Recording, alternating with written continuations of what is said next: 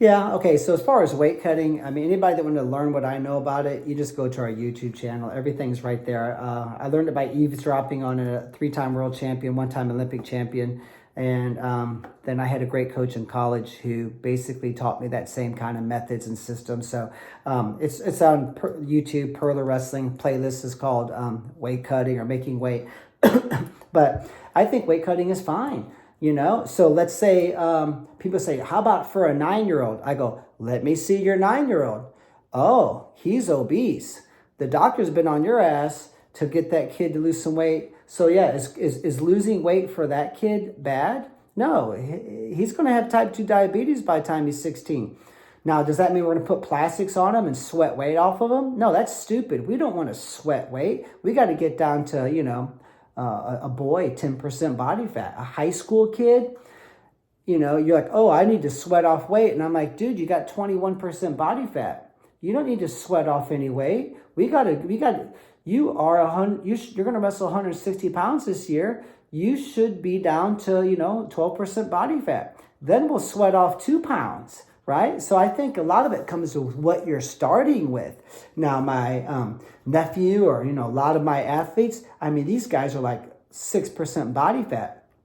So they can't cut down so much. They're already, they need to lose 7 pounds maybe. So maybe the next weight class is 6.5.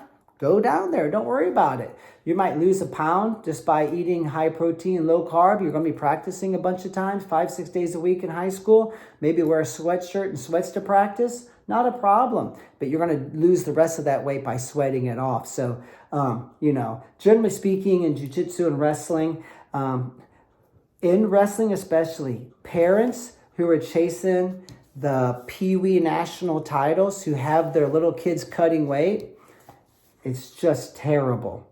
Now, if their 9-year-old is way overweight, I think that's just as terrible.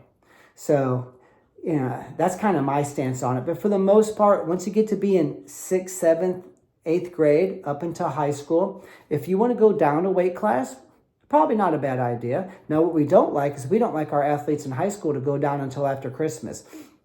So, there's no need to go down. You have to certify at your lowest weight and then go up a weight class, and then don't go down until the last minute. Because if you hold that weight for too long, you're going to shrink your body and you're going to hate wrestling, and you're just going to you're not going to be loving it come the end of season. So, that's kind of a stipulation we have. I'm not a high school coach, but I request that my parents and kids follow that advice, but I don't see anything wrong with going down a weight class.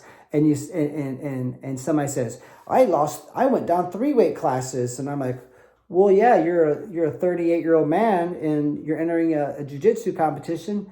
But dude, you were 40 pounds overweight. I think you should go down 1 more weight class. So you can't really put a number on it. But, someone who's lean and mean and in shape, if they want to cut down 1 more weight class, I think that's probably not a bad idea. But you shouldn't be cutting weight for the local easy turn. Well, not necessarily easy, but like my son, he went to Vegas, right? He was actually winning, I think the number 3 ranked guy at the blue belt division in his weight, up 7-2, and he got leg locked, I think it was. I think it's what it is. I was there watching, so that's like my 5th jiu-jitsu competition to watch. I was freaking mesmerized. I freaking love it.